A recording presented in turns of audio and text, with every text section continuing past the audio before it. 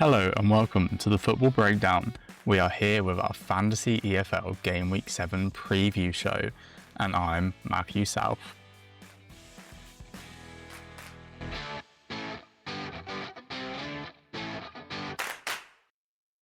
Yes, welcome everybody. Good to have you here. First of all, it is just me for now, but Iain, you will be hearing from Iain. We've had to record the podcast separately and stitch it together.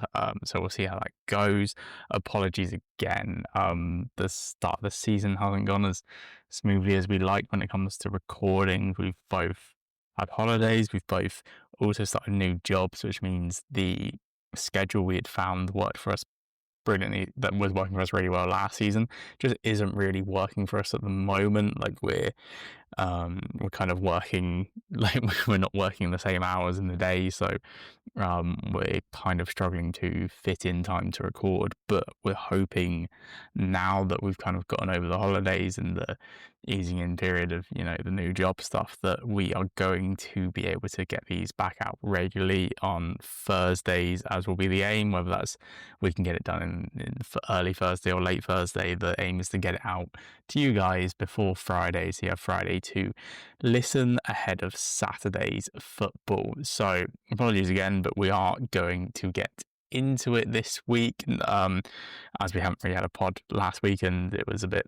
of a mishap the week before. Not going to give you much of a recap, apart from, for myself, it's been a mediocre few weeks. Nothing too extraordinary points wise. A few green arrows last weekend was good, but yeah, and Iain pretty much of the same.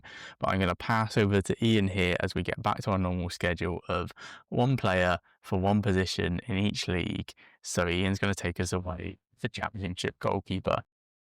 So Vigouroux is the Championship goalkeeper pick for me this week, with Swansea having the second best defensive record so far, only conceding 0.5 goals per 90. The Swansea keeper feels a pretty safe route to go for. Also, Vigouroux's only faced 8 shots on target so far. The majority of his points have come from clean sheets, so his total tally isn't heavily inflated by bonus saves, which is a reassuring stat. Swansea face Hull City at home, which is the other reason for this pick, really. Hull have had a really strange start to the season, averaging 5.3 shots per 90, which is concerningly high, but have a low conversion rate, with the shot quality being poor, which is reflected in their XG. Also, Hull have an odd pattern when it comes to scoring goals in the league. They've either scored very early in the game, which teams will become aware of, or very late, like their most recent game, Bristol City, where they scored a consolation goal right at the end of the game. I'm not trying to suggest that these goals almost come from good luck, but with Swansea boasting such a good defensive record, it suggests their team's concentration could withstand these attempts of pressure at particular points in the game. So for the Championship defender then, and I am going to go for Bristol City Ross McCrory. Now, a couple weeks ago, I was eyeing up a Bristol City player, and in defence as well, and I actually went for Rob Atkinson. They ended up conceding 2 goals to Hull at home that day, which is a bit frustrating, especially as the first goal was a Atkinson mistake, and the second goal was right at the death as well. Atkinson, I do still think is a good pick, but one thing that has caught my eye, and I did have an eye on back then, but I wasn't sure how much it was going to continue, is Ross McCrory's attacking input from defence. So, first of all, Bristol City away to Sheffield Wednesday. A couple of weeks ago, I managed to land that Swansea 2-0 victory at Sheffield Wednesday as a team.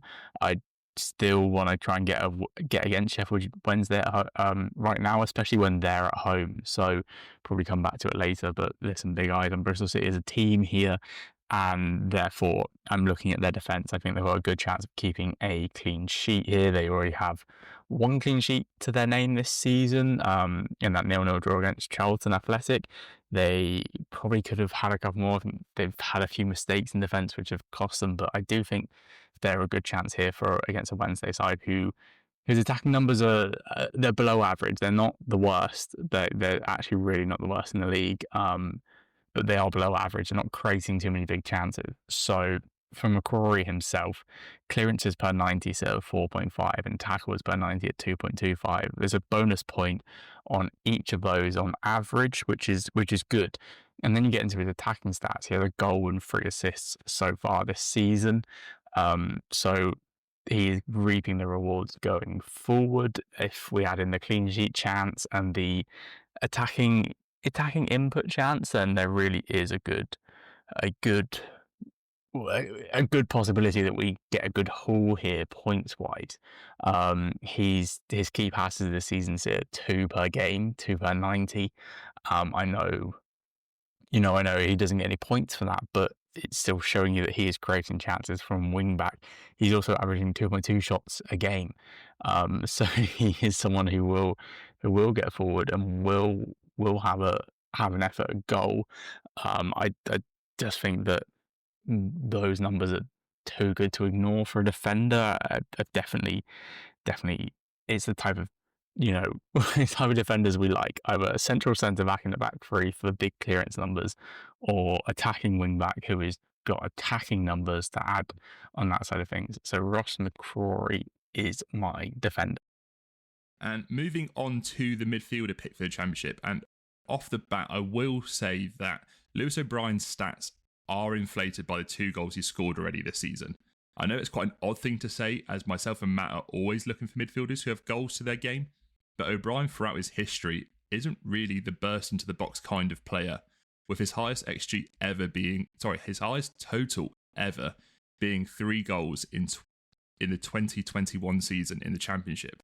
But there's certainly a shift of where he's been deployed at Wrexham, essentially pushing up to help the attacks with Wrexham's wing-backs and front 2.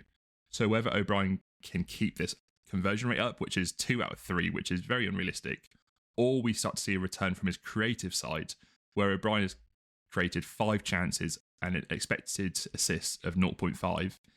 There's another big reason right now O'Brien is scoring points from multiple avenues, as he's averaging over 1 interception per 92. So it's just a nice avenue to go down there. So the champion forward for me this week that I'm picking is Kiefer Moore for Wrexham. He's made a really good start to his Wrexham career, already netting 3 goals, I believe, in the league, and he's looking like a great pickup for the Welsh side. He also has an assist to his name, which is very good as well. 3 key passes, 4 shots on target. So per 90, 0.87 goals, 0.29 assists, 1.16 shots on target. We're good for a bonus point there. The key passes at 0.87. I mean, we don't really mind that for our number 9. And then he's having over 3 shots a game. The reason he's also catching my eye this week is they're playing QPR. Now, I think this game, it's not that I favour Wrexham in this game, it's that I favour goals in this game. You've got kind of two of the most open defensive teams in the league facing off against each other. Wrexham concede 21.5 shots per 90, which is the most in the Championship, and QPR are 4th and 15 per 90. But QPR also concede the most a pretty high number of shots on target as well at 4.25, which isn't as bad as Wrexham. Wrexham's defensive stats are pretty bad around, but QPR, they conceded 7 goals away from home recently. They've conceded 11 in the league overall. Only Derby can match that. They look open at the back. I think this game could turn into a goal fest, and I do think the best attacking threat on the pitch is either going to be Kone or Moore. You could go either way. I also do like Richard Kone a lot. But I'm going to take the home side. I'm going to take Moore. He's just that focal point of that attack, even though it's like 2 up front. I would love to have Windass if he was fit. He is someone whose shot stats are unbelievable, and once he gets going, could be a really, really good pickup. But while he's not fit, I'm going to take the next best thing, which is Kiefer Moore, and hope that he adds those 3 goals against a defence that is quite leaky. Into League One then, and I'll take us away with the League One goalkeeper pick. I'm going for Nathan Bishop of AFC Wimbledon. I think we all know the Nathan Trott clean sheet run is still going, and I do think that is a really good pick. I'm just going to try and come at this with a different angle. So Bishop and Wimbledon are at home to Rotherham this weekend. Wimbledon have been solid at home. 2 wins and a 1-0 loss to Cardiff, and the 2 wins were 2-0 wins. if you get what I mean. So they've got 2 clean sheets in their 3 home games. They were really, really good defensively last year. It looks to be carrying over this season as well. The only issue is they were missing Joe Lewis from suspension and in the back, but you probably would expect that. I mean, they do have good defensive options, so I'd probably expect Harbottle to just come in, or Ryan Johnson to come. Well, Ryan Johnson's back from international duty actually, so Ryan Johnson would just come back into that defence, and Harbottle will just move into the middle, which is great. I don't know who Ian's picked in defence, but Ryan Johnson would have been my defensive pick, which is kind of how I've ended up on Bishop. But Bishop as well, good stats, like two saves a game on average. He's had a few good returns. Points wise, they've had 2 clean sheets already, so clean sheets definitely a possibility here, and it's against a Rotherham side whose attacking stats are just not that great. They've got just the 5 goals this season. That's come from 9.67 shots a game.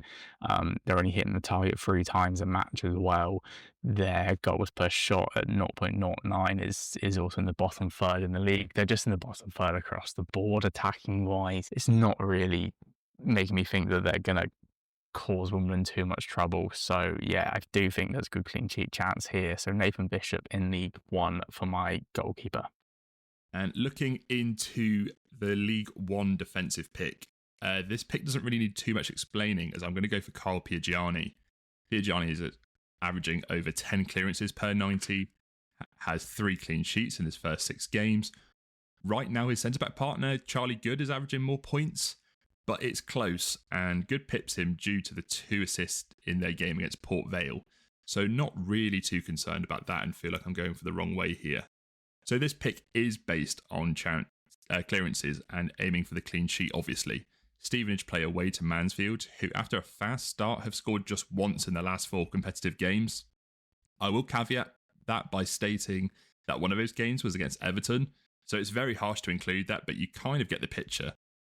It's their most recent game against another on paper quite strong defensive side, Wickham, where Mansfield did have 11 shots, but only 3 were in the box and 2 of those on target. So if you see a sort of repeated performance against Stevenage, who are equally solid at the back, I'm struggling to see where Mansfield get their goals from here. Into midfield then, and I want to talk about Callum Wright for Wigan. I would say that the big options this week are, as I will be most weeks, a Barnsley midfielder or a Mario Kodiajubru for Bolton, who's been superb, and his shot numbers are really, really eye catching. But I do want to talk about Callum Wright because he's quite, he's under 1% picked, so you've got a bit of a differential here. He's playing good minutes as well, and he's just hitting that all-round mark. And I really wanted him in my team a couple of weeks ago when Wigan were at Rotherham. I ended up going for Jason Kerr instead, and I mean, Callum Wright actually had a quieter day, so it didn't really make too much difference that day for me. But Wright's still in my mind. These are his stats. So it's 1.07 shots on target a game. So it's a bonus point there. His key passes are quite low, but interceptions 2.14. So averaging over 2 interceptions a game. That's another 4 points there. So his averages would take you to, you're looking at a 7-point pick there. Before he's done anything else, and he's off the mark goal wise. His shots now are sitting at 1.92 per 90. He's happy to have an effort goal. He's kind of hitting that all round box that you kind of want from a midfielder. If you're not getting someone who you're so confident is going to score, then getting someone who can contribute any way possible, I think is a really good angle for a midfielder. And Callum Wright's the one that ticks that box in League One for me. And moving into the forward pick for League One, I have gone for Niall Ennis. Ennis has served his 3-match ban, is expected to be back in the lineup this weekend, with Blackpool winless in their 3 games that Ennis has missed out on. It's a smaller data pool for Ennis, but he has 3 goals in his 3 games and averages over 3 shots in each of those games, which is impressive. Their opponents are Northampton, and it could be a tough opponent, only conceding 5.4 XG this season, which is extremely low. I think that places them 21st in the league for XG conceded. But I'm not really focusing on the result in this game because I'm just not confident of Blackpool going there and getting a win. But I really fancy a fresh and determined Ennis to go out there and continue his early form. Now, moving into the goalkeeper pick for League 2, and I'm going to go for Miles Roberts. I think he could be a popular pick this week after Walsall have kept 3 clean sheets in their last 3 league games. In each of those games, they've been very tight, and they're quite happy to sacrifice the majority of possession. But on the upside, that allows Walsall to side a really compact shape, lowering their chances of being counted on and space opening up for high-scoring chances against Roberts. Their opponents are Fleetwood, who have a strong attacking options and have performed really well in the underlying numbers as well. But this kind of fits the pattern of where Walsall have kept their clean sheets. They faced MK Dons, Salford and Chesterfield, who equally boast high shots on target per 90 and high XG, along with Fleetwood, and Walsall have managed to keep them all from scoring. So I'm kind of hoping for a repeat there. It's not really a lazy pick. It's a very obvious one, but I feel like there is merit of why I'm going to go for it this week as well. So the League 2 defender that I'm looking at this week is Charlie Barker, for Crawley Town. Now, Crawley host Cheltenham this week, who one of the poorer sides in the league, which immediately drew my attention to this. I think Crawley have been improving as a side overall as each game's gone on. They're becoming a bit tougher to beat. They're starting to get points on the board, and I know Cheltenham did have a win last week, but it was against an Accrington side who are kind of falling into the same category as them. So in a way, trip to Crawley here, I'm favouring Crawley to kind of get off the mark now at home and do the business there. So Barker's the standout defender for Crawley, absolutely. His stats are good. 10.14 clearances per 90. That's good enough for 2 bonus points straight away there. With an extra room for an extra 2 rounding off. Blocks at 1.57 and tackles at 1. Like the fact they're not 0 is brilliant. He also plays a lot of minutes. Perfect. Like he's a defender who, I think he's played every minute for them so far, along with Josh Flint. So, ideal for what we're looking at. You don't want to be taking a risk on someone who's not going to play the minutes. So, I like the look of him there. He also has an assist, which is lovely. Puts in that chance there.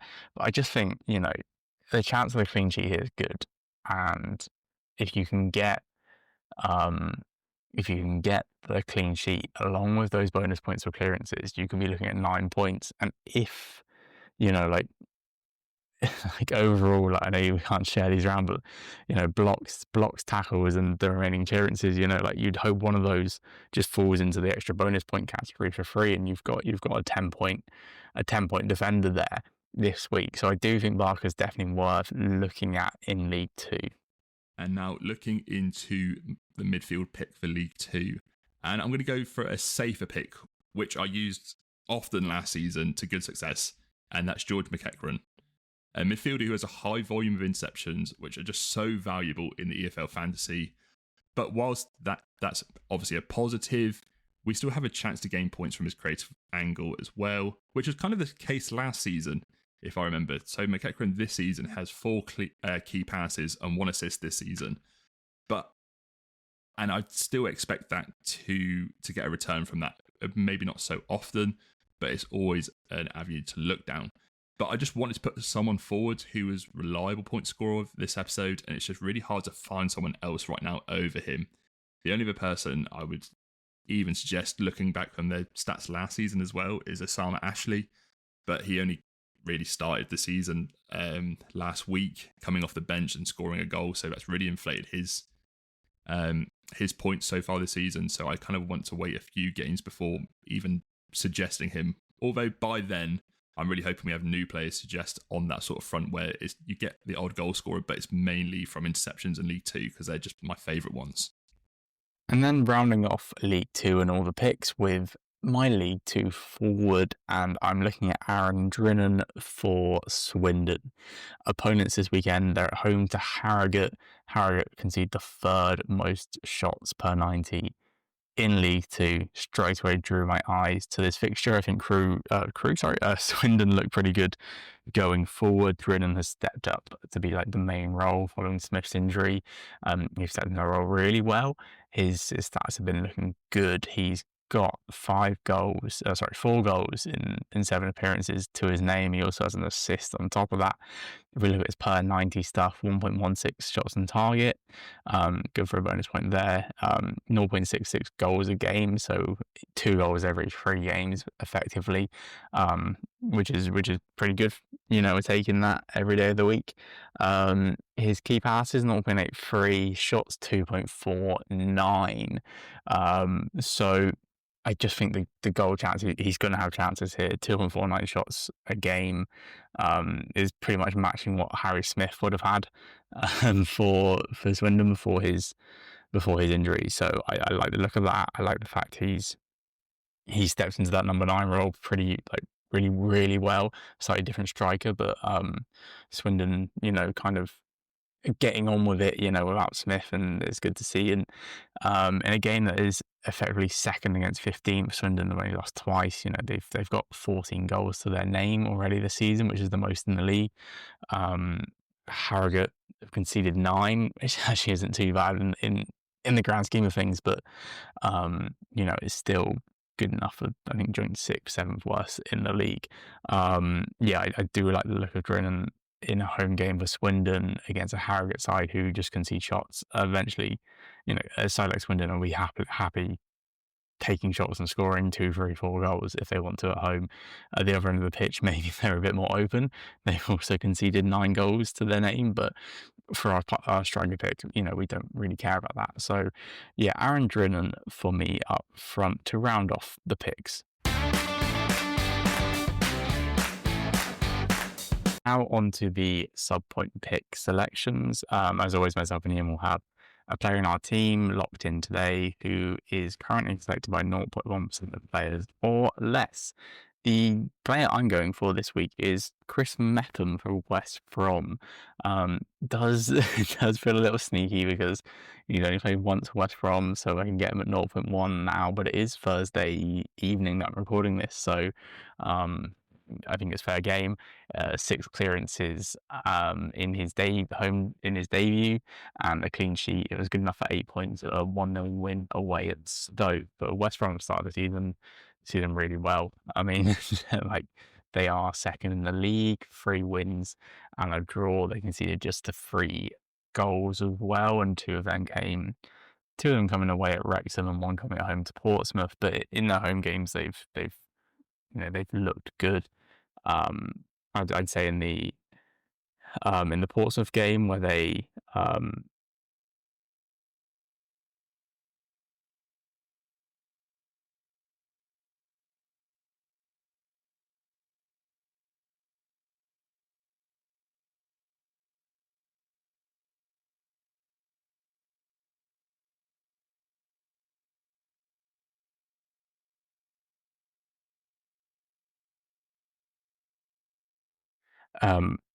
both Blackburn and Portsmouth, they limited them. They outplayed them for the majority of the game. They kind of held them both at bay. Portsmouth did get a goal in the end, but they're hosting Derby this weekend, and Derby, whilst having 7 goals to their name, they're sitting 21st in the table, and they are one of the worst attacking stats teams in the league when it comes to how good how much they're actually creating. Their shots per 90 sits at 7.25, which is just horrifically low. They're having just two shots on target per game. Their goals per shot is really high, and that is what is turned into them having 7 goals from just 29 shots. But I mean, that just can't continue. They're exceeding their XG by 3.3. Only Coventry are exceeding their XG by more, and that's because they scored 7 goals in a game, and they've scored some really good goals. Like Coventry are exceeding their XG by 6.4. They're 14 goal. Like, okay, fair enough. It's actually quite similar that they're both almost doubling their XG here. But the next best, or the team exceeding their XG below Derby is Stoke, and they're exceeding theirs by 20-25%, not nearly 50. So I think Derby, I don't think the goals are going to keep coming unless they improve, and I think West Brom is not the place or not the side that are going to give them a big opportunity to do that. I really like the look of their defence this week, and a lot of people are going to be picking Phillips, and rightly so. He does have that physical presence going forward as well, and big clearance monster in defence. But Mepham at 0.1 differential, really experienced player. I'm sure will just get better as he plays more minutes for West Brom. So I think getting him right now as a sub point pick is, I'm really happy about that. And looking into my 0.1 pick, I've gone for Joel Baggan. I'm not quite sure how Baggan is available at 0.1%. He's part of the best EFL defence this season, recording 4 clean sheets. And he averages just under 2 tackles per 90, which is nice than other just solely relying on the clean sheet. We haven't seen an assist for the left back so far, but Baggan's created 1.45 chances per 90. So you feel that's certainly coming as well, and that's more points to be gained. So yeah, getting on him quick. I say quick. I actually haven't kept an eye on Baggan this season and what percent he's been at, but when I saw that he was available, I'll be really interested to see if Cardiff's defence keeps up, how much longer we can use him as a 0.1 pick. Yeah, I'll just run you through my team quick. So I've opted for Miles Roberts in goal and a back 2 of Carl Bigiani and Joel Baggan as my 0.1 pick. I've kind of done the same thing again where I've gone for a lot of players that I've suggested this week, but I'm feeling pretty confident on this. I don't think I feel like Matt's going to say the same, but there's not too many players